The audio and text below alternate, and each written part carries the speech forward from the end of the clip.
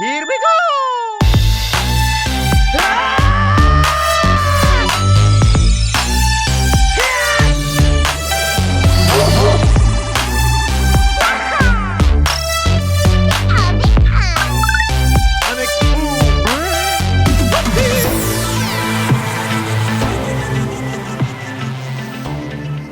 Hey there, my name's Bubba. My name's Anna. And you are tuned in to Church Nerds, an LTN podcast network member. And we're syndicated on so many different platforms. Just go find us on wherever it is that you listen or watch to things.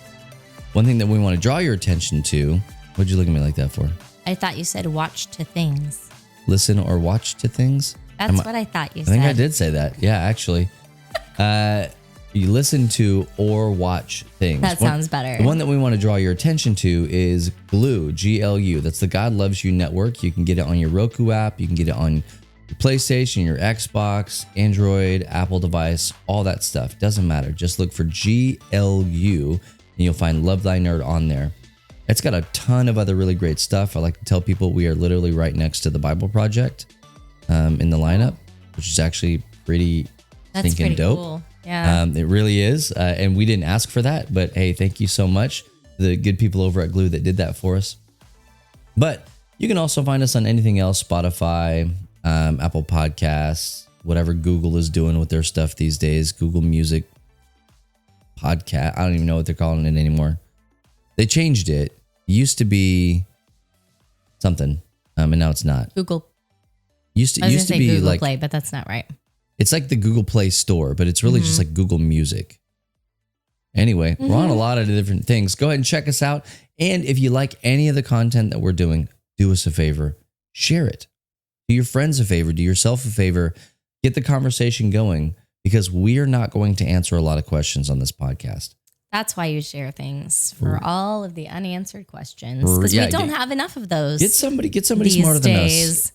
Answer those questions for you. Man. Yeah, ask your pastor. Or somebody else. If your pastor's not super smart, ask somebody smarter than your pastor.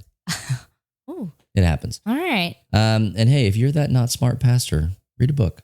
Mainly the Bible. Maybe we need to read books. I listen to a lot of podcasts. I'm on TikTok a lot. Hey, speaking of being on TikTok and social media, we tried yesterday to take a picture last night of the Northern Lights, which was this phenomenon that was going across the entire globe. Here? Yeah, I don't have anything else. That was disappointing. I'm just wondering if we weren't out at the right time. Maybe we needed to be more patient and I don't know. Wait and keep trying for a better experience. But it was... Didn't look like it mattered to other people. It was pretty mid. I think that... I am not convinced that if I went outside tonight and took a picture, it would be different. The exact same way that it would be really any different. Let's try it. I don't know how long this phenomenon is going on for because apparently it has to do with solar flares. Like we're in a large solar flare kind of moment. Some people's photos were really incredible. They look like the Northern Lights. Yeah. In our area, they're like, just go outside, point your phone camera at the sky and do a long exposure nighttime photo. Did it. And that your camera phone will see it, but that the naked eye cannot. And I did that, but when I looked at it again, I was like... Yours was terrible. Mine, you could kind of see it. It was a little pink. It just looked like a cool nighttime photo. That was a cool nighttime photo. Yeah. If I had just seen that photo, I would never have been like, that's the Northern Lights. Whoa, Northern Lights much.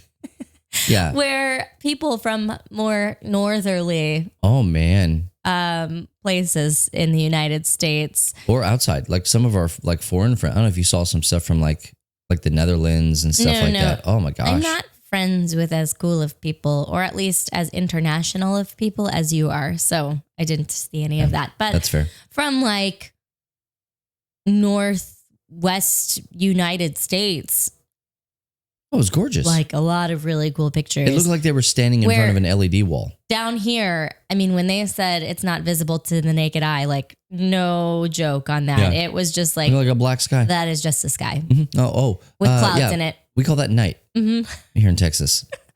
We had a super cool solar eclipse moment. Yeah. Northern Lights. We're going to have to travel for that one. I already said it. I was talking to Nene yesterday. For those of you who are first-time listeners or don't know, Nene is our girl.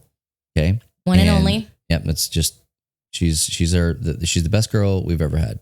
She's our best girl. That's what PJ calls anybody, any woman or female in general who he really likes. He'll be like, that's my best girl. Ooh, okay. Well, we need to. That's my best we girl. need to talk to him about those superlative statements. No, I think it's good. I if just they tell can't them all be best. every time he says it about someone. I tell them That's not it's how important. best works. Wouldn't that make you so happy if someone said something, not that specific thing, but something similar? Until I found out that person said it about everybody. My best boy. Well, if I found out he said that to me and then said it about everybody, I'd be like, hey, listen, 3-year-old liar. Let's talk about truthful statements. He understands the truth that best is a tear. Maybe he does. He does. Maybe he gets that He a lot does. earlier than any of us did. Yeah. Anyway, I was talking to our best girl. Sorry. Yes. PJ's best girl. And I was telling her about, well, Levi, who is our second youngest boy, our best boy. He was mentioning how, hey, Daddy, did you know that the way that they phrased it was completely inaccurate. He was like, do you know that the next total solar eclipse is going to be in 300 and some odd years? And I was like, well, let's talk about the facts. There's going to be one in the fall in South America. Are you talking about the next one in Texas? Oh, yeah. That's what I meant to say. Okay, cool. And I was like, hey, did you know that in about, 30 or 40 years, that there's going to be another one here in the United States? And I was like, and here's what's really cool. It's going to go over Disneyland. Disney World? What's the one in Orlando? It's going over Orlando. Orlando is world. Yeah. Disney World. And they're like, oh, we should do that. And I said, absolutely not. We'll not be doing that. And I said, why? And I was like, capitalism. Capitalism is why.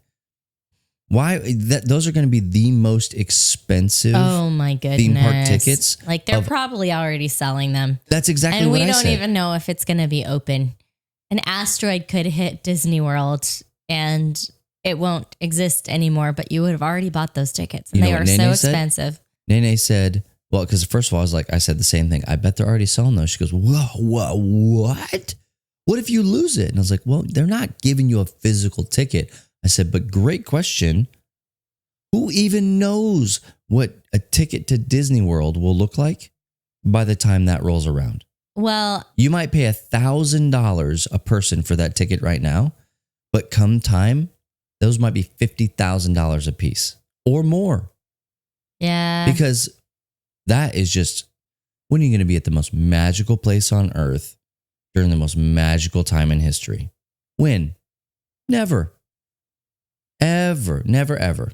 And so What if they wanted to do a fireworks show during it or something? They better nobody's not that ruin it. dumb. Nobody's that dumb, right? Well, But fireworks. that's like the thing about Disney It'll be drones. Land and World at nighttime. They do the fireworks over the castles and I don't- stuff. Well, it's not night. It won't be night It will for a few minutes. for a few minutes. it Because will. what is night? But I did. Here's what the thing. I did tell her. I said, "Sweetheart, I don't know." We started talking about like that, and she's like, "I'll be in my 30s."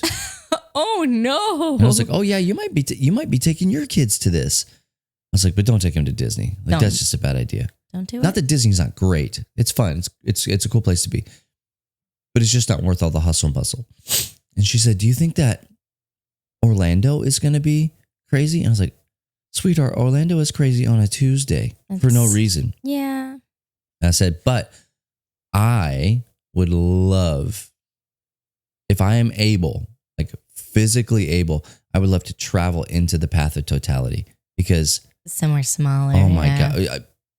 Really, I don't want to say anywhere, but I would love to see it again because that was just ridiculous. And I want to go, what's the most that we had 4 minutes here. We were in the longest, but we couldn't see it for the full message or the full part of it.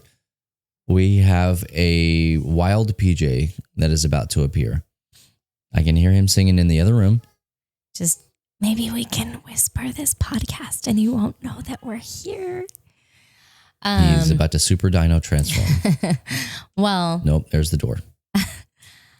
I specifically told one of our children to make sure this didn't happen. Yeah.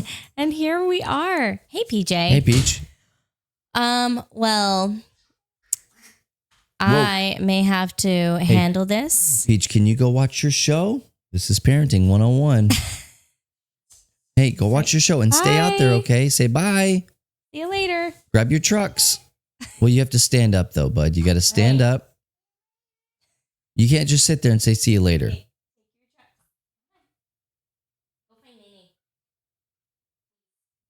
We actually had to record today's podcast on a Saturday, not on a Friday.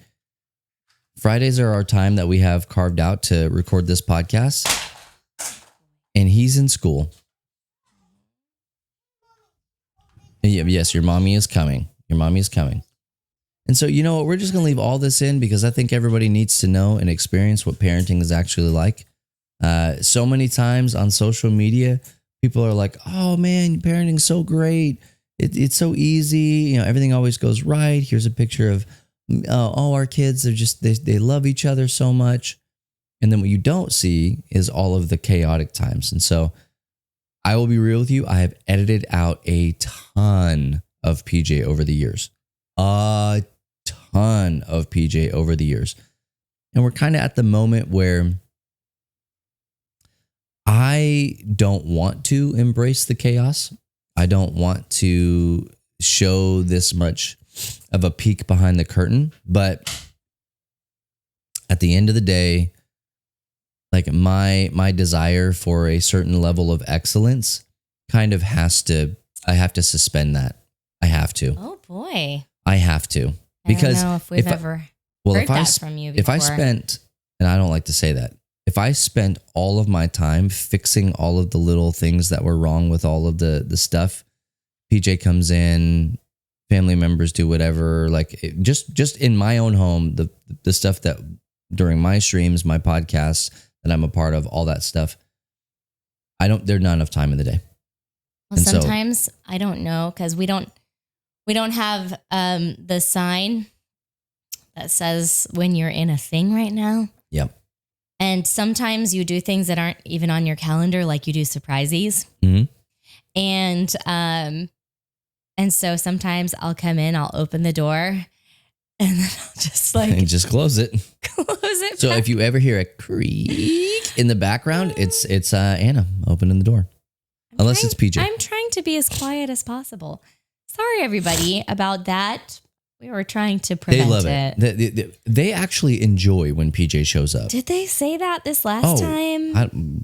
Probably. I know they used to because he had such sweet, sweet little baby coos, which I just recently shared. I used to share a daily dose of PJ. I would try to post something cute that he did pretty much every day, which was so easy to find. Yeah.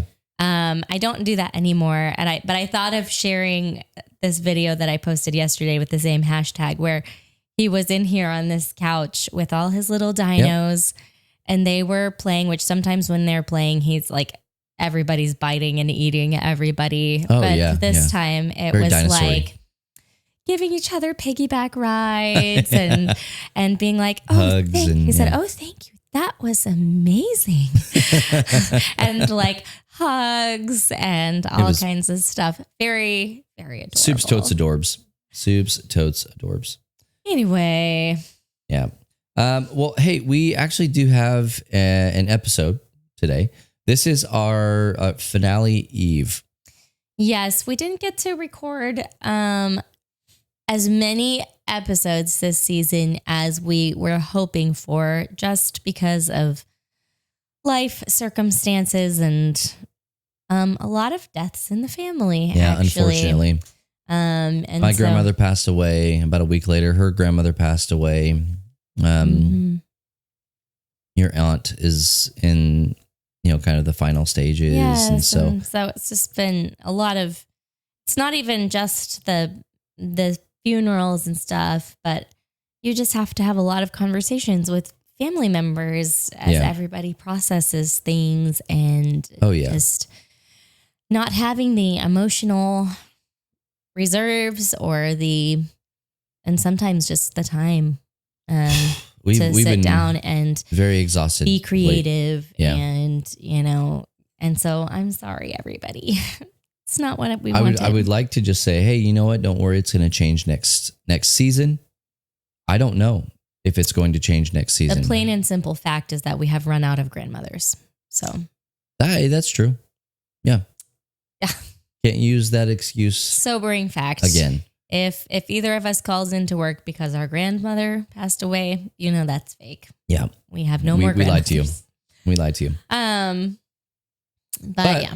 Hey, all that being said, we are going to be talking today about, I think our overarching theme here is celebrity converts.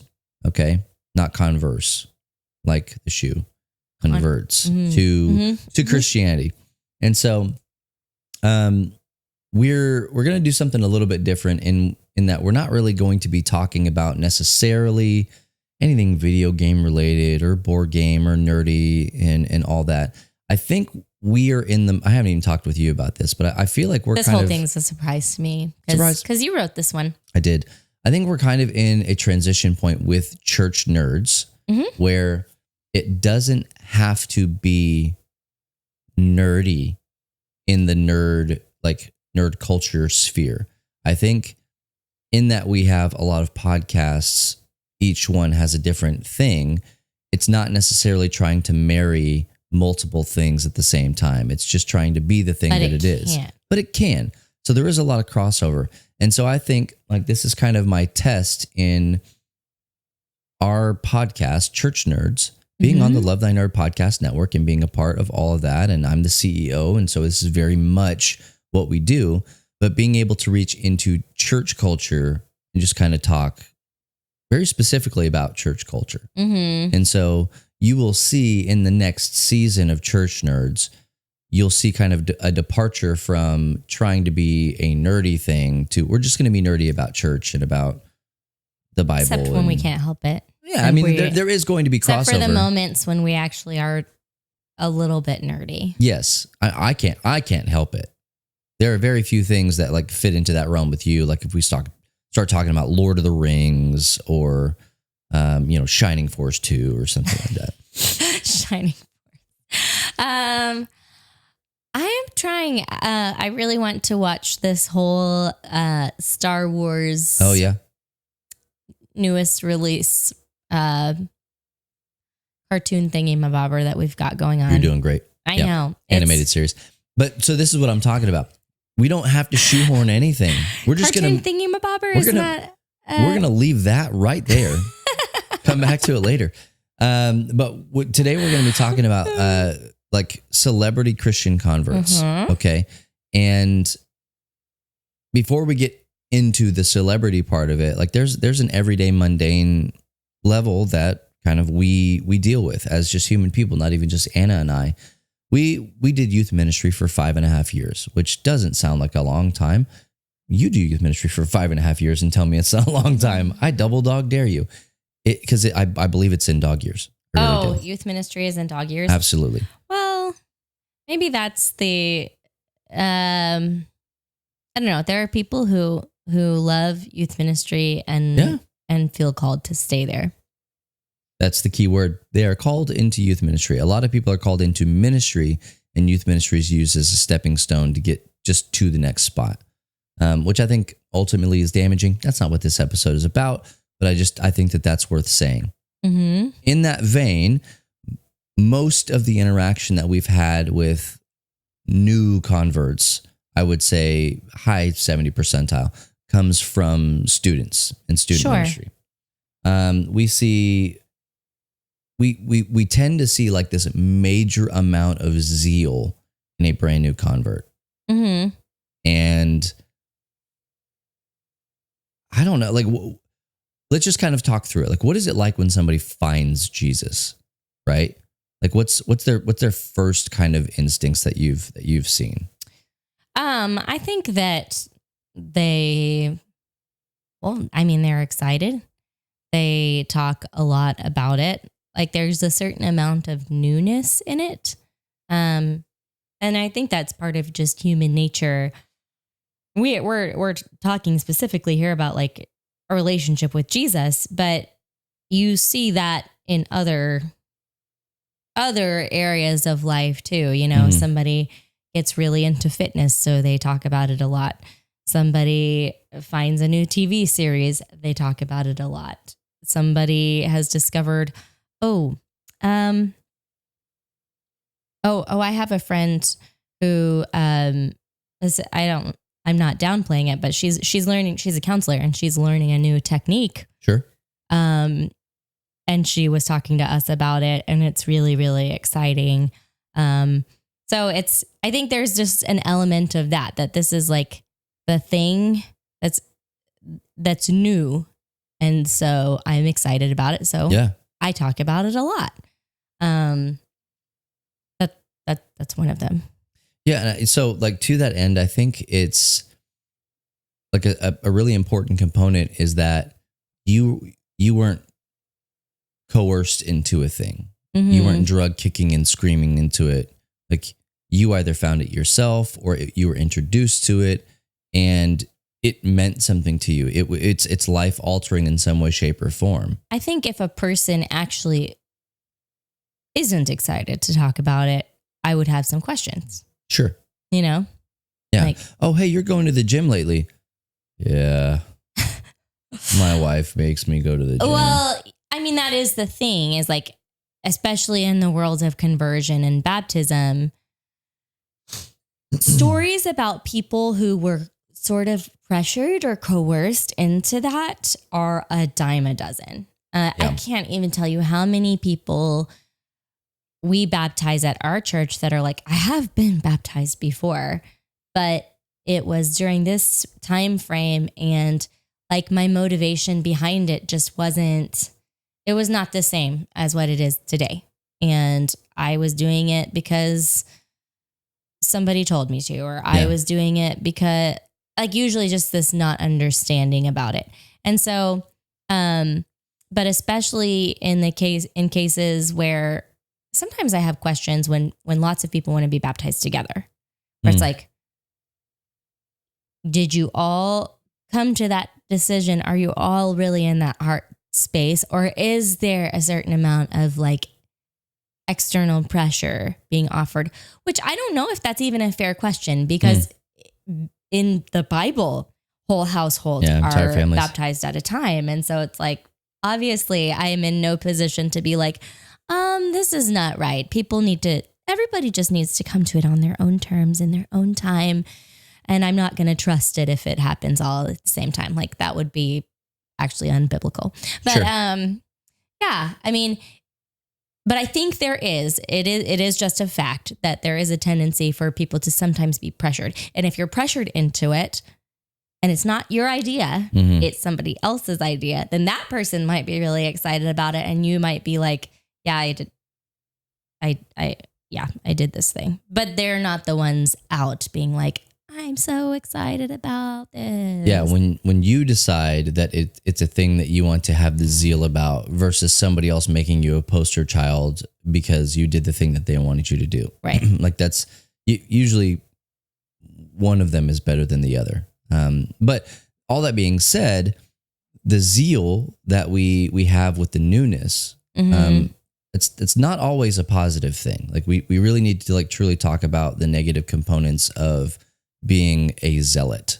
And like that's a word that was used of Paul. Did you get that dictionary definition I didn't. of a zealot? No. Do you know it off the top of your head? No. No, don't know it. I know a lot of people that are zealots about things, and so I could define it in the Bubba Living translation. Person who is fanatical and uncompromising in pursuit of their religious, political, or other ideals. Yeah. Fanatical. Yes. Like just laser focused on a line. To be fair, a lot of nerds are zealous about their fandom. They really are. And I was kind of like that. I said we're not going to draw these lines, but like legitimately speaking, when I started watching Doctor Who, I was like, what do you mean you're not watching Doctor Who? You some kind of idiot? Like, let's talk about all the Doctor Who things and why you should be watching Doctor Who, and trying to convince somebody to watch Doctor Who is exterminate. Yeah. Exterminate. I was like, what is this? This is such a dumb show. It's not even well done. It's so good. I think we came into that season. One of the first episodes I saw was the lady who ends up getting so much work done that she ends up just being like she becomes a screen of skin stretched across this frame. And I was like, such a weird show. Oh, it's so weird. It's so weird. Well, she's got to stay hydrated. She has like a spritzer. Ew. Anyway, Doctor Who aside, a lot of times what I've seen happen with newness, with the newness of zeal, is like this like false sense of confidence that comes with it, because like an Avon salesman or something. If that is what you want to put into it, then absolutely. But the answer is yes. Like whatever that thing is. Maybe I was just thinking about obnoxiousness. That's not necessarily false confidence. I don't think you're talking about the false confidence that's like you feel like you're on a high that you're never going to come down off of, and you are invincible. It's the camp high for kids, right? Mm-hmm. And that's what we saw. We legitimately saw a kid at camp one year that he changed the camp seemed to be about him. Yes. The whole week culminated. He was a kid from our group, and this kid, story for another fire pit. But it all boiled down to the fact that he was really far from God, and everybody at the camp knew it. They didn't know him before then, but they got to know him during. It was the kind that was like, why are you even here at camp? You don't really seem like you want to be here. How many times have we tried to send you home, right? Yeah. Like kind of a deal, and kind of talked ourselves out of it because God's doing a really good work in you. Hopefully, like this is all hopefully. Man, if we can just get him through the week, maybe it'll change his life. What a lot of pressure to put on a camp. But when you don't have a lot of spiritual moments in your life, you try to cling to the ones that could be the most meaningful. And so all that being said, one night he comes forward, and it's not the last night, which was actually really great. Right. Yeah. It wasn't the big feel good, some people see as, manipulative moment at camp, but God got a hold of him.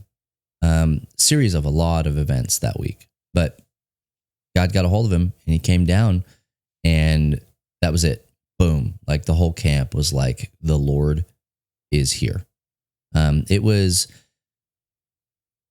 like atmospherically one of the like best spiritual moments that I had been a part of, and still to this day have been a part of. It was just so like transformative, and that was great. It was wonderful. But he did the thing that I try to tell people not to do when we talk about like raising Ebenezer and these living stones that speak and tell stories and all sorts of stuff, right? We don't keep returning to those moments. We don't live on the mountaintop of those moments, of those stones. We have to move forward from them while still remembering what happened. He basically just set up camp right there by those rocks and was like, you know what? Nothing's ever going to touch me again. And we're like, dude, you've got some real dark stuff that's going on in your life. You have a lot of work to do.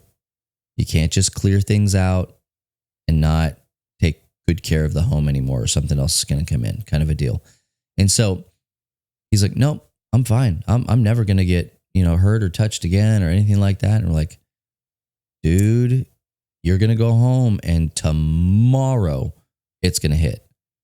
And sure enough, I mean, the moment that kid got home, we started to hear, again, another story for another campfire. But we started to hear some of the darkest stories of his life came after camp. And it wasn't that his conversion kind of, story wasn't true. It wasn't genuine. It wasn't whatever. It's just he was filled with this false confidence that, oh, now nothing bad can ever happen to me. And he wouldn't listen to reason. He wouldn't do the work that was necessary to do. He was a lot like college students coming out and graduating, coming out of college and graduating and then saying, I'm ready to be a CEO now. It's like, no, you don't have all of the things that you need in order to attain the thing that you actually want.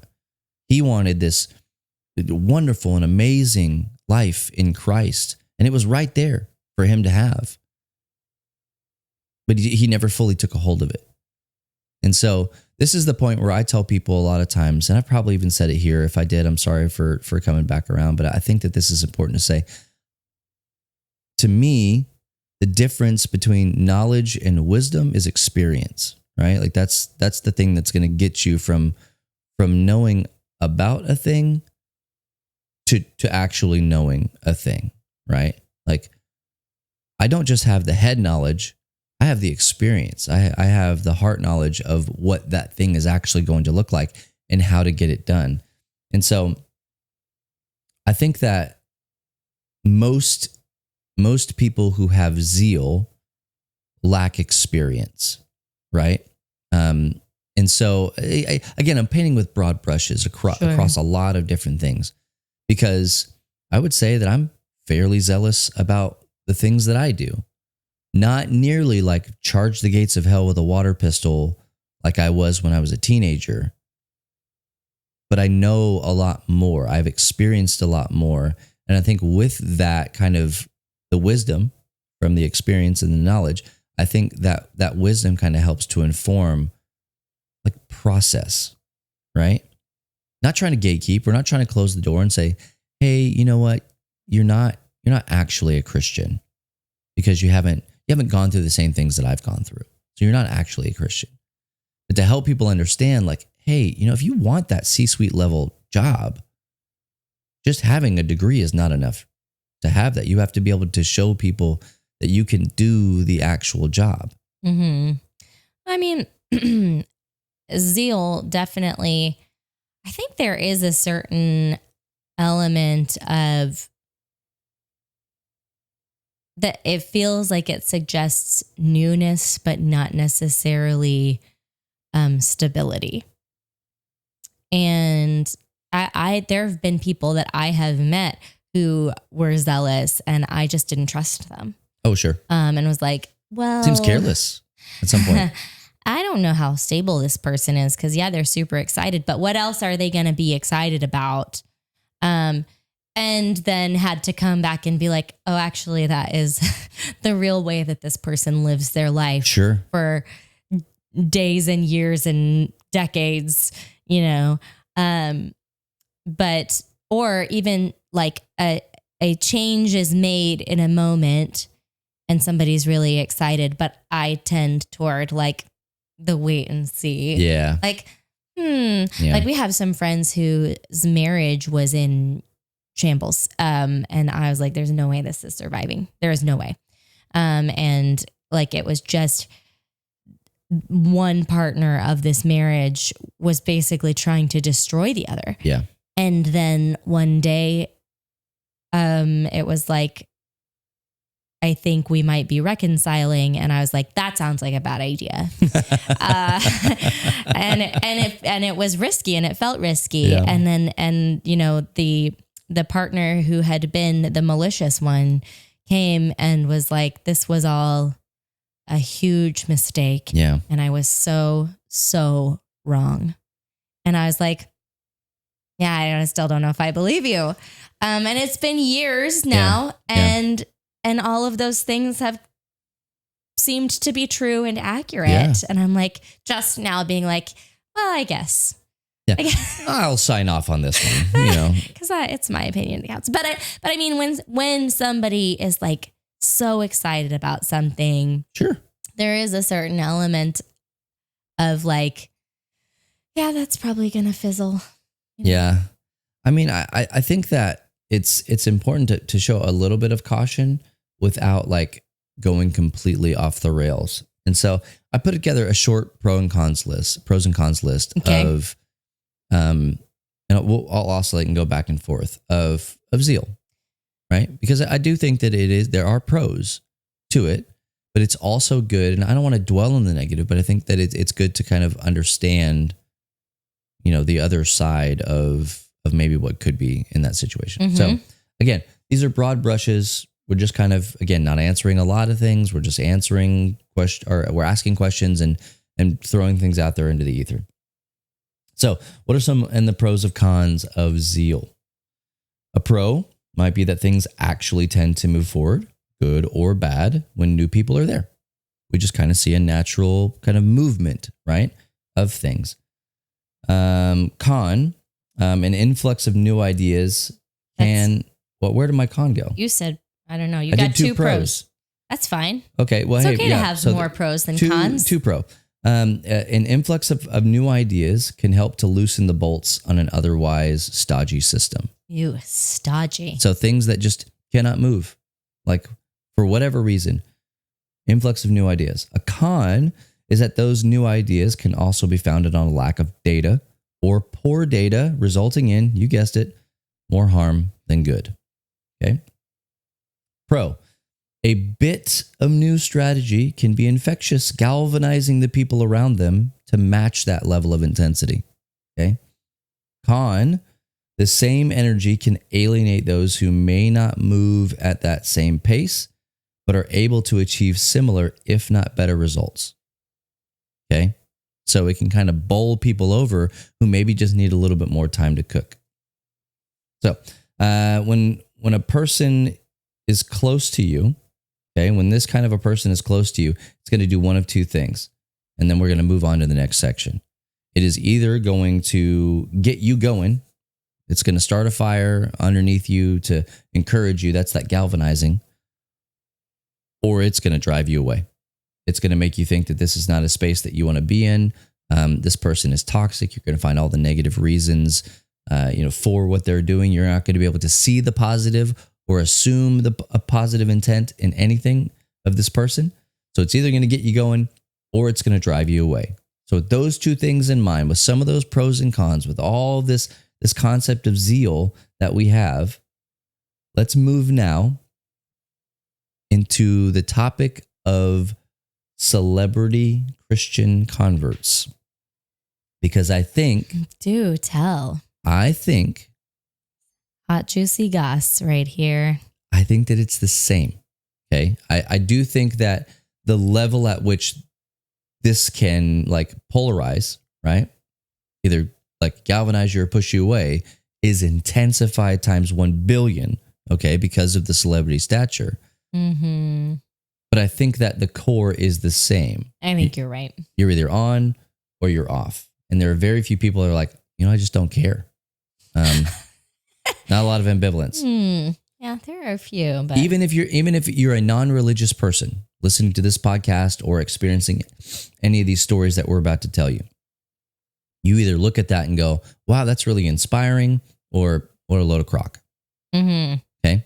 So let's get into just a short list. This is not an intensive, inclusive list. This is a short list of fairly recent, heavy air quotes on the recent, Christian converts. I'm doing heavy air quotes on all this stuff because I do believe that, well, one size does not fit all. Just doesn't. Who are we to determine who is and who isn't, right? God knows the heart. We can judge a tree by the fruit that it bears. We can do that. But even in the end, there are going to be people that we didn't think were going to make it that did. And people that we would say absolutely should have that didn't. And I mean, it can be the same thing in your church. Just if you just look at baptisms or you just look at marriages or whatever, it's like they are not all the same. God may be doing work in each of those people but it doesn't always look the same. It's not always on the same timeline, and it's not always genuine. Yeah. But again, that is not always actually even up to us to, like, I don't know why we feel the need to stamp something with legitimacy. Like, oh, yep, real, signing off on that when it's like, it's not even our job. But that's what we do. That's what we want to do as Christians. Those of us who are Christians, we tend towards this.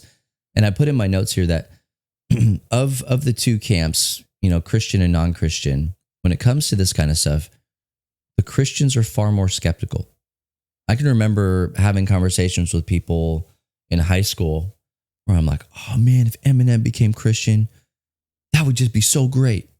And people are like, hey man, we got KJ5 too. I was like, yeah, but it's KJ. And this is not to slam on my boy KJ. 5'2". It's pronounced 5'2". Because I love that. I think it's great. But we would always kind of like fantasize about these secular artists or, movie stars or TV stars or whatever, these celebrities, and go, man, if we could just get them onto our team, that would be fantastic. Right. But here's what we see happen. Some of those people come over, and the very same group that's like, man, would be really great. We pray for this to happen. When it does, or when it seems to happen, or when that choice has been publicly made, we go, nah. But not real. Not did real. Did you really? Yeah. Fake news. This is one we're gonna kind of start it with the one that we didn't actually put on the list, but that you wanted to talk about. Oh, are we? The Biebs, Mr. Justin Bieber. Justin Bieber. Yeah. Baby. Oh, baby. We didn't. Oh, yeah. Our Canadian friend. Yeah. So Justin Bieber I think he was raised in a Christian home. Yes. He was a little cutie pie pop sensation. He was saying a lot about relationships with girls when he was like 11 years old or something. Yep.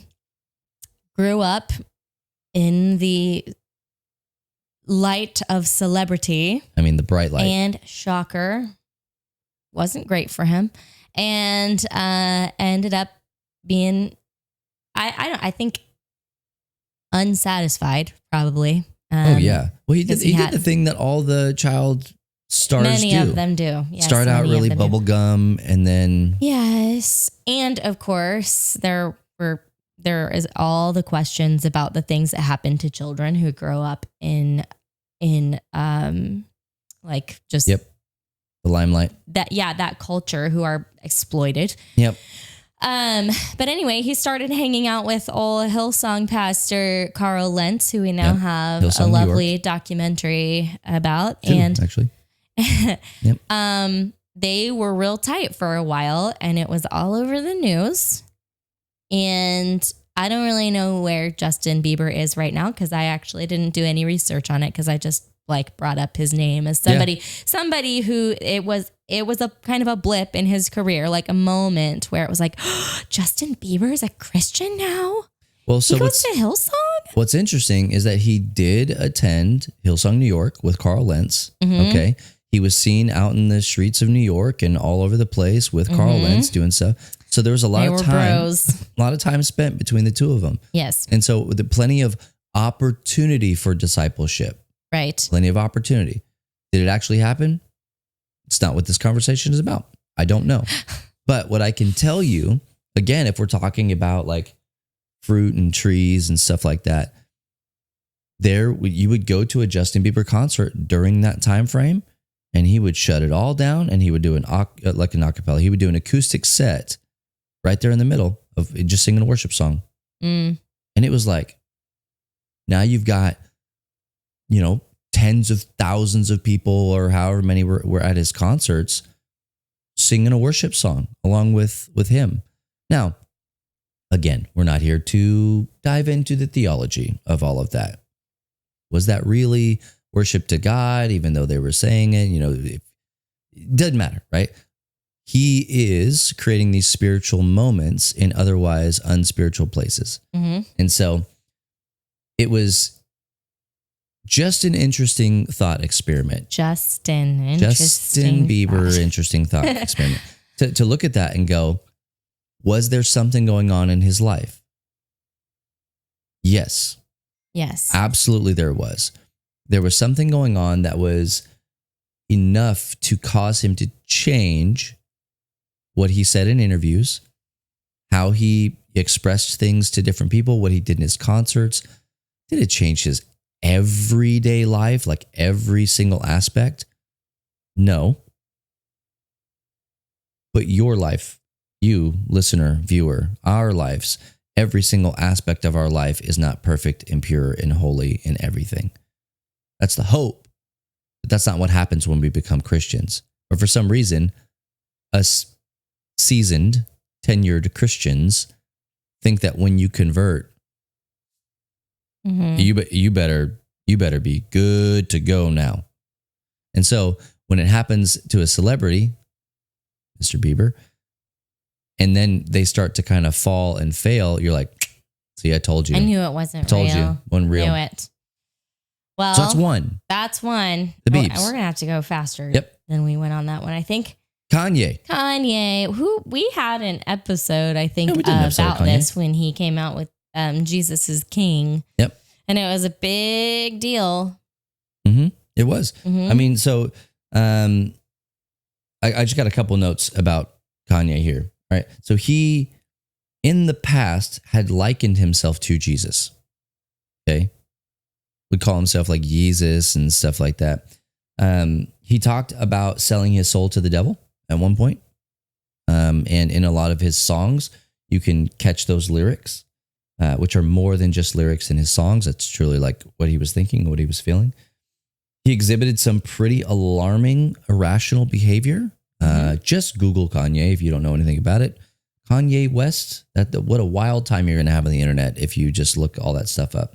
Oh, even better, Kanye West, TMZ. That's really all you need to know.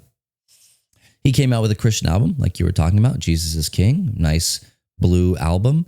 He actually had a concert for that album at Lakewood in Houston, which is Joel Osteen's church. Again, not going to get into the theology of all that, but the fact of the matter is that Kanye was coming into a Christian environment, a Christian church, and having his concert there. Could have done it literally anywhere else, but wanted to do a concert there. Kanye had also held Christian worship services all over the place, like in the middle of squares, in the deserts, different places all over like he would just pop up and do all these like church services. It was pretty wild.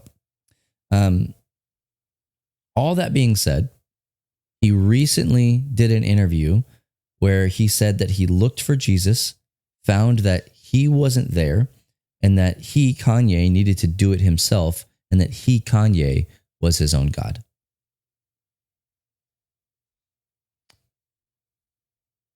As far as the fruit that a tree bears, I think this is an area where while all this was going on, his album was dropping, he was talking, in his songs, he was asking people to pray for him. There was nothing but criticism. Mm-hmm. Nothing but criticism from the Christian contingency. And I remember even one of those songs, he was just like, what have you been hearing from the Christians? That was one of the lyrics that was in one of his songs, because it's just that idea that Christians are the ones that are going to be just punching you and beating you and hitting you and knocking you down. And he was like, I don't know. Like, I'm not perfect here. Pray for me. Please pray for me. But instead of doing that, we over criticize. Now, I'm not saying that we pushed him over the edge, because I think that his personal walk with Jesus is his personal walk with Jesus, his faith journey. But at the same time, I think we have some onus on that as well. Did we try to support him in his conversion, in his journey towards Jesus? I think for the most part, the answer was no. And if anybody really needed the help, is probably Kanye. Because that dude he had a long road ahead of him. He ended up getting, separated and divorced from Kim Kardashian during that time. He was wearing the full, black bodysuit where you couldn't see him. He was out in public. Like there's a lot to work through with Kanye. Sure. But we need to be, I would say in this moment, we need to be a little bit more careful about how we engage with people and how we choose not to support them in their conversion therapy. So moving on, Nia Jax. All right. So now we're getting into a little bit of my territory here. Did you mean conversion process or conversion therapy? Conversion therapy. Like I think that there is a level of therapy and catharsis in conversion that we need to engage in. That was not the the context that I was understanding. Oh, what did you think? Conversion therapy, like. Oh, is that a thing? Yes, conversion therapy, as in like people who are same-sex attracted. Oh, and no. like. That's not what I meant. Sorry. Okay, I just wanted to clarify. The full stop. I did not mean that. I meant the therapy during conversion. Like there needs to be some sort of a process. It can't just be a switch that's turned on or off. Sure. Not the other one. Sorry about that. Sorry, just wanted to clarify. Public apology. I didn't mean that. Okay. Nia Jax. She's a WWE superstar. She's in the same family line. I almost said bloodline, but that's like a faction. Bloodline? It's a faction. Oh no. That she should be a part of. But she's in the same family line as Dwayne "The Rock" Johnson, and several other people. She's infamous for her ability to actually hurt people in the ring. She is a force to be reckoned with. Okay, mm-hmm. She is a stout individual. All right, and you can be sloppy in the ring and hurt people. And she is actually she inadvertently kickstarted Becky Lynch's career by breaking her nose during a run-in spot between like the SmackDown and Raw women's divisions. Literally, she reached over and caught her right in the nose, blood everywhere. But that kickstarted Becky Lynch's career as this tough Irish woman.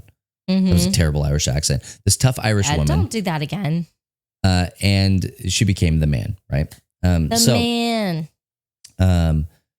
So she's really only ever played a heel on TV, even in the reality stuff. So like, oh really? WWE did this Divas reality TV show, Total Divas, and she was always like the troublemaker. And it's reality TV, and so it's like maybe she was, but maybe she wasn't. How do you believe? Sure. I don't. Anyway, yeah. But she's only ever really played the. The WWE, who's been scripting things and trying to pass them off as reality for years. Give us a reality TV series that's supposed to be unscripted. Like, marks like me are just like caught in the middle, going, I don't know, maybe it's real. I can't. No. So only ever plays a heel. Recently gets baptized at her local church. Okay. So that's like an emotional roller coaster for somebody like me. That's like, man, I have just been like, I don't like her. Take her out, get her off the roster. She's hurting people. Okay. It's not good. It's not great. I see her get baptized and like, I'm having a hard time. When I say that about people, you're like, oh no, it's like, he's a really good guy though. Who? Not at the time. Talk to me later about that. Is it Seth Rollins? Is that who you're talking about? No. Okay. Because he hurts people, but on accident. Anyway. That's probably what Nia Jax is doing. I don't believe you. Not the wrestling podcast. Yeah, go. If you would like to watch the wrestling podcast, go see the Two Words podcast. Yeah. But anyway, recently baptized, and she seems to have like this new to the faith. So maybe she shouldn't be a Christian spokesperson kind of a thing, which again, I think that we rush too many people into the limelight. And then when they fail, we're like, I told you. And the reason I would say that about her specifically is like, same thing about, one of the next couple of people, the next two people on our list is if you go and look at their pretty recent social media stuff, there are things that would not be quote unquote becoming of a Christian, right? The next two people? Yes. Oh. And so look at their pinned posts on like TikTok or Instagram or whatever. Okay. The most viral of their things. And so that being said, like Nia Jax is still a pretty messy person. But again, I don't think that we allow for the space for the mess to go away, which I think is a pretty good transition to our next one. Kat Von D. So Kat Von D is a Mexican-American tattoo artist who specializes in portrait tattoos. Came into fame. Good. She's really good. Came into fame through reality TV, mostly LA. I think she was on Miami Ink first. She was on a lot of the Ink shows. And then got kind of her own spin-off kind of thing in LA Ink. It was the call. Huh? It was the call. That was the right call. Oh, yeah. And she definitely, like, her whole aesthetic and vibe, she's always been into really weird, creepy, borderline occultic witchcraft, like macabre. I love that word. Of things. Macabre is such a cool word. Yeah. So she converted to Christianity in late 2021 or early 2022. Was baptized in October 2023. On Halloween? I don't think so. Maybe, I don't think so. She aligns mostly, I guess, with the Baptist church. And so, like, I don't know, whatever. She has publicly distanced herself, though, from witchcraft, from macabre kind of stuff, which is a big deal for Kat Von D, my opinion, because that was her whole shtick. Like, that was her entire, everything in her house, so many of the things on her body, like, just all about, creepy and horror and death. And this is so much further than goth. Yeah. I mean, she is... Wasn't just a style. She is a goth icon. And now she's in the process of, like, tattooing in all of her tattoos and just being full, like, just black, everything black, just blacking out everything. Oh, wow. Again, we're looking at really big changes because, too, this affects her money, like, big time, her beauty brands and everything. Like, she's had stuff called witches and all kinds of stuff involved in her, like, black lipstick. I think her black lipstick line had to do with witches and stuff like that. She released a song not that long ago that was all about vampires and stuff like that. Sure. And so people are like, how can you be a Christian and still do that? And you're faking it and blah, blah, blah. Well, so, I mean, all that to say is that I think that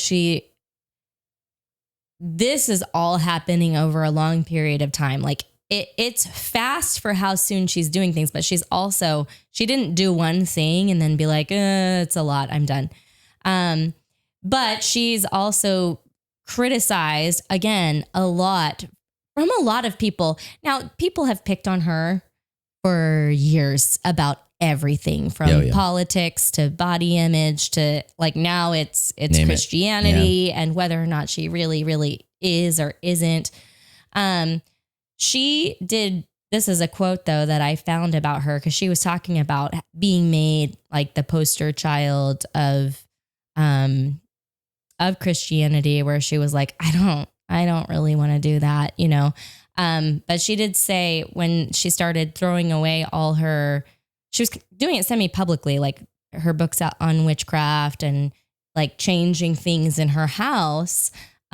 She said, I've always found beauty in the macabre, but at this point, I just had to ask myself, what is my relationship with this content? And the truth is, I just don't want to invite any of these things into our family's lives, even if it comes disguised in beautiful covers collecting dust on my shelves. And I'm like, that is very intriguing, because I feel like there are a lot of us, even seasoned Christians, who there might be something that we feel like we've incorporated so much as a part of our life that we would have a hard time actually eliminating it, because it would feel too extreme. Like, well, this is just what I do. Yeah, this is just who I am. This is my job. This is like, I identify in this somehow. And she definitely has 100%. Identified in this and is saying, I have to walk away. Selling her house, shutting down her business. All of it. So all that to say, people have a lot of questions. Yeah. A lot of questions. Highly skeptical. Sure. Yeah, but I think it's interesting too that it's like her journey is not everybody's journey. Her need to get rid of all of that stuff, now the occultic stuff and whatever, that's one thing, but to really just get rid of anything that kind of lives in that vein, she is based on her experience. Her knowledge is now wisdom, right? Because of her experience in that space. She has a better understanding of some of that stuff than most people might. I think she's also pretty open as far as knowledge versus wisdom. I think she still feels very much like a learner. I don't mean about Christianity. That's not what I'm talking about. I mean about like the things that she has experience in. Not, okay, now I know Jesus. Wow, great. Okay, let's make some changes. But this old life that I was living, I know how vastly different it is already from the thing that God has called me to do. Mm-hmm. And I can't be a part of both of those things. Yeah. And so where somebody else might not make as drastic a change, and I would say, hey, again, it's a process, right? That doesn't make you any less of a Christian. But she just couldn't not do that. Mm-hmm. So Kat Von D, right? Last one we have for you today is Russell Brand. Russell Brand. Pretty recent. As at the time of this podcast, recording and listening, it doesn't matter, within a month, like very recently. So he's a comedian, I would say he is less a comedian these days and more like a philosopher. Slash, he's kind of an activist. Like, yeah, I mean, he wants to make people think. He wants to inspire change. Like, that's kind of the stuff that I've seen from him in the last 3 to 5 years. Yeah, the things that he is doing aren't just heady for the sake of being heady.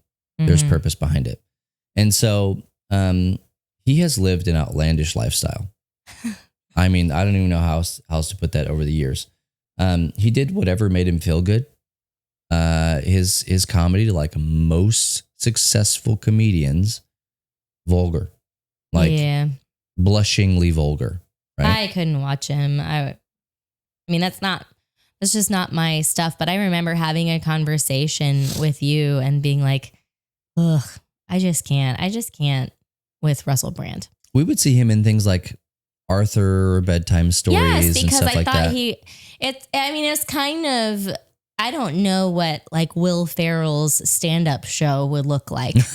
But yeah, I watch Elf or something and be like, he's so funny. I love watching him. But then being like, I really can't hang when there's not a rating system involved. Absolutely, yeah. And that was kind of how I felt about Russell Brand. That's how it is. And for a long time, he was pretty anti-religious and like specifically anti-Christian for a while because he has always been a high thinker. He has always been a highly like logical and rational human being. And so the more intellectual a person is, the more calloused their heart can be towards things that are metaphysical or spiritual in nature that can't be seen or experienced or, I don't know, like measured. Faith is a hard pill to swallow. Yeah. So all that being said, he started to really seek actual spiritual guidance after his divorce. And he went broad with it. You can go and look at his story. It's actually pretty wild. He got pretty heavy into the Eastern religions for a while. And that kind of like really into kind of like Buddhism and stuff like that.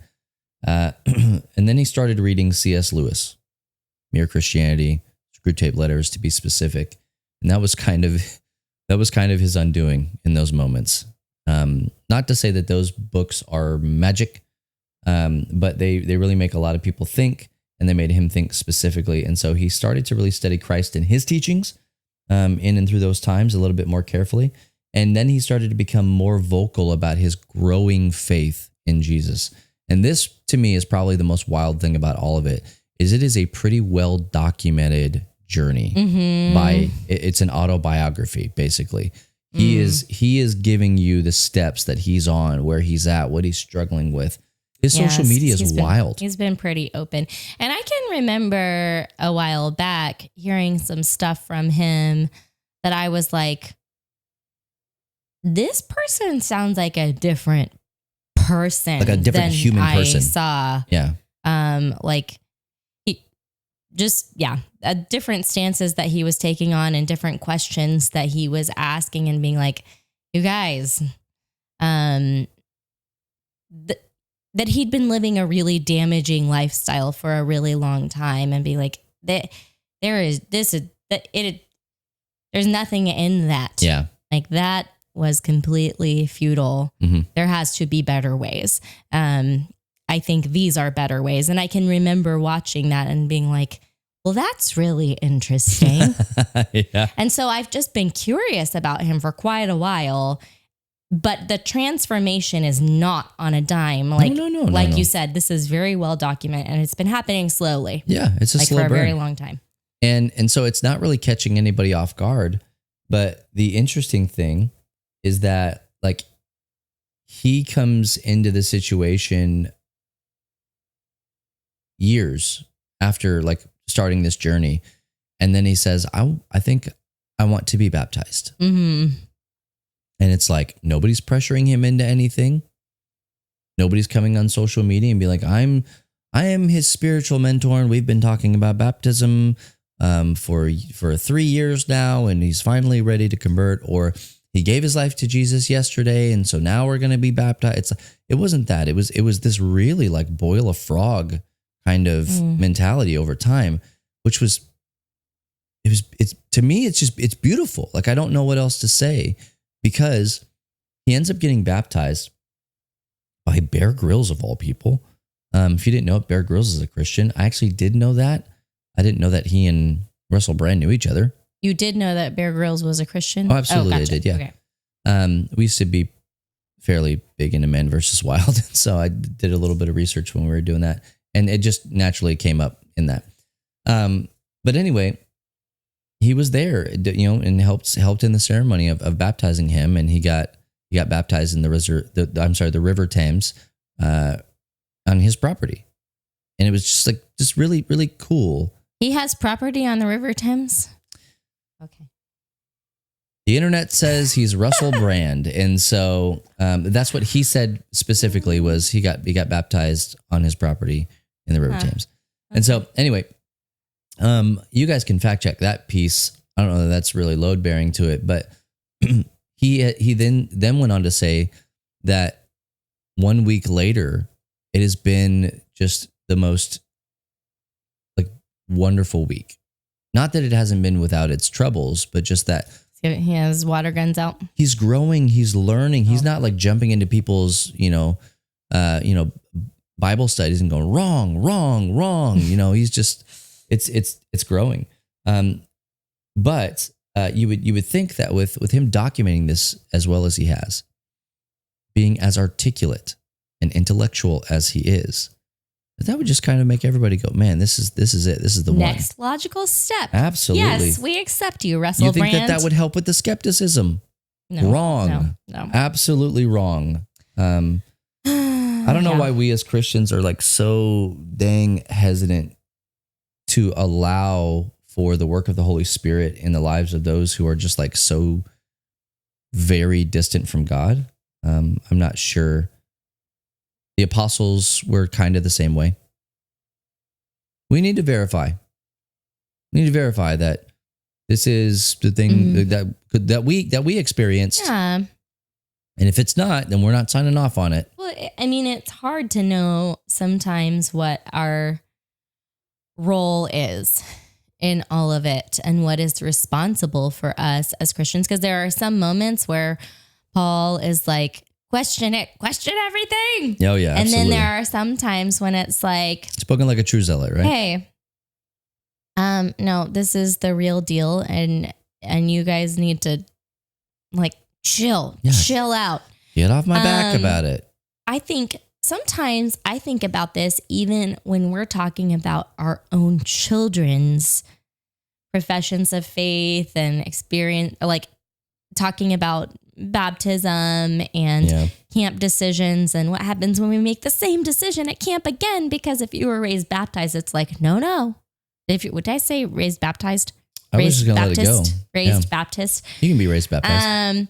And we've done this thing in our church where we're looking at like, okay, we want it to be a legitimate thing and we don't want it to be spur of the moment, but is that also the right thing? Because sometimes when you were talking about the pros and the cons, it's like sometimes we spend so much time being like, let's just really make sure this is real, that we actually like stifle that growing excitement in somebody. And then it goes nowhere instead of like allowing that to just burn within them. I'm big time guilty of that. I came to the conclusion because one of our kids, he made, oh no, I said a he, but we have 3 boys, so you'll never know which one it is. He has made multiple decisions when he was, at camp or wherever he was. And I struggled with that for a little bit, but the conclusion that I came to eventually is, first of all, like he just struggles with a lot of things. And there are so many ways that he lives moment by moment as a wildly different person because he is just all in whatever feeling he's in. And I had to come to the conclusion that as his parent, every time he chooses Jesus, that's a win. I will celebrate it every single time he chooses Jesus, because actually I have to choose Jesus multiple times a day. Yeah. I have to choose him over and over and over and over. And that is what a life of faithfulness looks like. And so if he makes a bunch of decisions, I'm going to celebrate every single time. And I think that is what we need to do with people, celebrities too, is celebrate if they choose Jesus every single time. And I know that there is more, like, I know it's complex and I know it's really difficult when it's like, but they have an Instagram account and they are influencing so many people and they're saying that they're a Christian, but they're doing this. Yeah. That's like a whole different thing. And I know we've talked about that somewhere. It's like, being famous is really bad for us. It's not good for us. It like ruins us in so many ways. And so I think there's an element that their lives as Christians are so much harder than we could ever understand. Oh, sure. And that doesn't make them blameless. But in a sense, like, I think that we need to default to celebrating with them. Celebrate. I'm here for that. I think that's a good discipline. I mean, I had the last thing here in our notes was, what is our goal and or responsibility as Christians in these situations? If any, do we have a responsibility in these things? Yeah. To vet or check or do whatever. I think we're going to let that one hang. I think that's the one. I have thoughts. I do, because it's a conversation. It's part of things that, need to be, this is a come let us reason together. Are you going to put your meeting schedule in the in the podcast show notes? lovethynerd.com/Bubba. So you can have an hour of my time. We'll talk about it. But I do think that it is worth thinking about. It's worth exploring, not just on a grand level, because this is not going to be the last celebrity. Russell Brand will not be the last celebrity to make a decision for Jesus. You know who I didn't put on here? Hulk Hogan. Holy bowl of worms. He was just on the 700 Club. Oh. Yeah. 700 Club. Anyway, like, we're going to continue to see these things roll out. We're going to continue to see the work of God happen in and through the world in the most ridiculous places where we would never expect it to, because that's how God works. Yeah. So we need to think about, what do we do? What is our responsibility? I think we can say celebrate. Absolutely. Anytime somebody chooses Jesus, celebrate that. Is there anything else? That's for you to decide. Hey, we've got a nerdy recommendation for you. It's super weird. It's not for everybody. This is a niche. Okay. It is called The Creepy Cove Podcast. Would I like this podcast? Because I don't know if this can be a church nerds. I mean, it's just nerdy recommendation. Yeah. Full disclosure, I learned about this today. I don't know that you would. / am learning about it. I don't know that you would, but I think you should listen to an episode. Okay. I don't want to determine whether you would or not. Am I going to be able to sleep at night afterward? Oh, yeah. It's not like. Okay. Yeah. Not the one I listen to anyway. Oh. But I was brought to my attention by Jacqueline S. Parrish. Oh, okay. Okay. And who cares? Yes! Who cares what Bubba thinks about it? Jacqueline thinks it's great. Oh, wow. Yeah. Okay. You know this. Okay. Well, there are some things I've accepted about our marriage, and you learning things from other people is one of them. No. Moving on.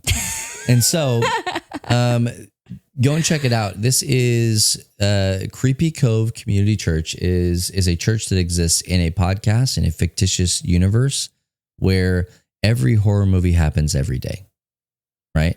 Like that's kind of its catchphrase. So it's got monsters and stuff like that are like, it's highly thematic.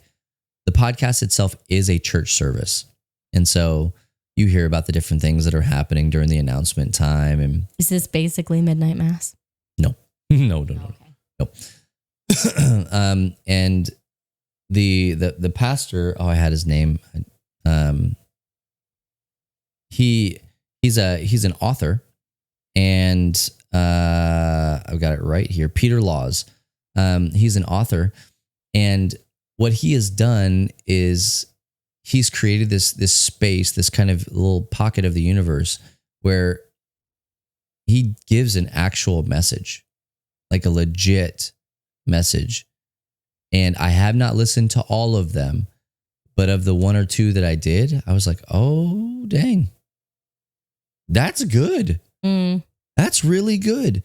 Look into the comments and stuff like that, and people saying, I felt more accepted here than in any church I've ever been at. Yeah. Like, it's like, wow, this is amazingly powerful stuff. And this is kind of the similar concept that we're trying to take with Love Thy Nerd, with Nerd Culture Ministry. It's like, hey, how do we create spaces of acceptance in the thing that you love and care and enjoy, and still interject Jesus and Christianity in these spaces? So you can go check that out at creepycove.com. I will. You should. There are now 2 podcasts that I feel like I need to listen, which means I need to stop watching Young Sheldon and listen to podcasts. Finish Young Sheldon. I feel like I'm getting close. The Lord has begun a good work in you. Okay, so let's just finish it out. Hey, Anna, you got a Church Nerds memory verse. Verse is very... We're going to hold that loosely, everybody, because this would be long to memorize. Well, not for some people. If you memorize this one, it's not a piece of gum. It's a full-size Snicker. Okay. So this is actually the first few verses in Acts chapter 19. We're going to look at 1 through 4. 1 through 5. Yeah. Okay.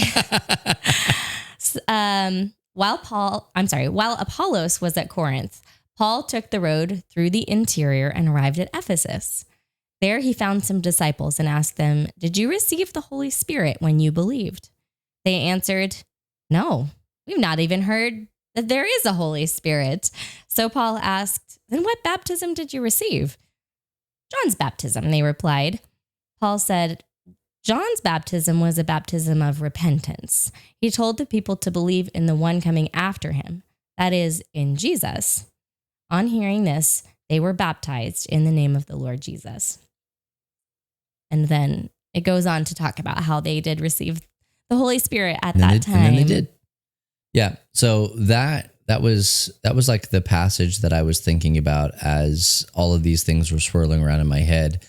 And again, it's like, what is our responsibility? Are we there to verify, celebrate, or not? And so anyway, long story short, they ended up being real and being true and being genuine, even when there was skepticism on the onset. So, hey, we're gonna get out of here. We hope that you guys had a good time with us here on the Church Nerds podcast. We love you. Thank you for spending a little bit of your time with us. Come back next time for our series finale. Season, not series, our season finale. Oh.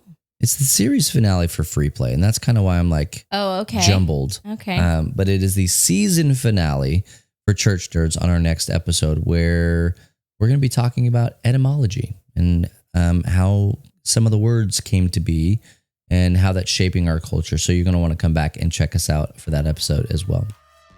Once again, I'm Bubba Stallcup. I'm Anna. And we'll catch you next time, whenever that thing is, for another episode of the Church Nerds podcast. And if no one else tells you this, just remember it's true. Jesus loves you, nerd.